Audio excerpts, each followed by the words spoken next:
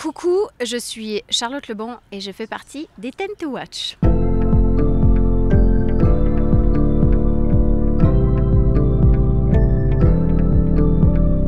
J'ai fait oh mais enfin.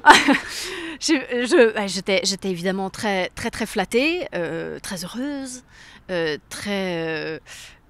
voilà, choyée de faire partie de ce groupe qui est quand même très beau quoi, avec des très belles personnes, très talentueuses. Donc de me dire que je fais potentiellement partie de ce groupe, voilà, je suis toujours très heureuse. Bah en fait, moi, c'était le désir de réaliser. Je pense que c'était quelque chose qui était latent, en fait. Je viens des arts visuels, donc j'ai toujours voulu raconter des histoires à travers des images. Et puis, j'ai commencé ma carrière d'actrice un peu par hasard, en fait. C'est quelque chose qui m'est un peu tombé dessus. Et je ne savais pas combien de temps j'allais le faire. Je ne savais même pas si j'aimais ce métier. C'est au fil du temps et des expériences et des réalisateurs avec qui j'ai travaillé que j'ai été confrontée à différentes façons de faire. Et puis tranquillement, j'ai senti que j'avais moi aussi envie de raconter des choses. Et c'est évidemment pour moi, ça a été quelque chose de un peu cathartique, quoi. Et ça s'est fait dès le tournage de mon court-métrage Judith Hotel, qui a été présenté ici aussi. C'était vraiment comme une espèce de révélation. C'est un métier coup de cœur parce que j'ai l'impression que ça regroupe absolument tout ce que j'ai envie de faire. C'est la création des images, c'est le travail en équipe, c'est le jeu avec les acteurs.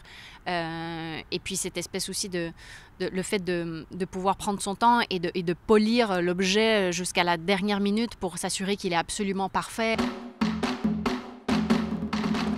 C'est vrai que le cinéma de genre, c'est celui qui me fait peut-être un peu plus rêver. J'aime bien l'idée qu'on n'est pas capable de tout expliquer, qu'il y a une espèce de monde invisible en fait qui est là constamment et qui parfois fait irruption dans notre vie en fait. Donc je pense que c'est ça que j'aime bien, c'est l'idée de pouvoir raconter quelque chose qu'on n'arrive pas à nommer. L'histoire des fantômes et tout ça, moi c'est quelque chose qui a fait partie de ma vie, qui fait toujours partie de ma vie. Je pense que j'ai perdu quelqu'un très tôt dans ma vie quand j'étais jeune et j'ai eu besoin de romantiser la mort, donc c'est quelque chose qui m'apaisait aussi, je pense, dans ma démarche en tant que scénariste et réalisatrice de faire un film là-dessus et d'en faire quelque chose de doux.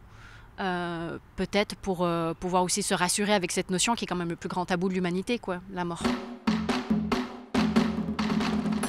C'est vraiment l'histoire d'un triomphe, en fait. Niki de Saint-Phalle, c'est l'histoire d'une femme qui a évidemment vécu des choses horribles, terrifiantes dans son enfance et qui a ensuite été habitée par ses démons, en fait, toute sa vie et qui, avec l'aide de l'art, en fait, a réussi à s'en sauver, pas à s'en guérir complètement, mais en tout cas à s'apaiser un peu. C'est aussi l'histoire d'une femme qui a décidé de se choisir en fait dans une époque où c'était presque impossible, puisque c'est les années 50 et Niki de Saint-Phalle, après avoir été mariée, après avoir eu 2 enfants, a décidé de quitter sa famille pour pouvoir poursuivre sa carrière d'artiste, parce que sinon elle allait mourir en fait, tout simplement. Et j'ai l'impression que c'est un sujet qui est assez tabou.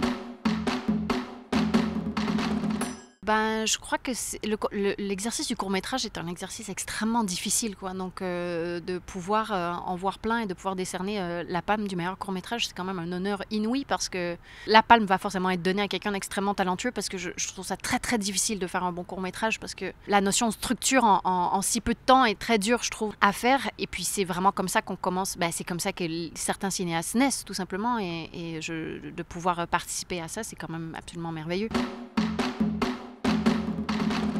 Mon prochain film, qui est librement inspiré de l'histoire d'un de mes amis qui a vécu dans un appartement hanté pendant 3 mois dans la ville de Québec.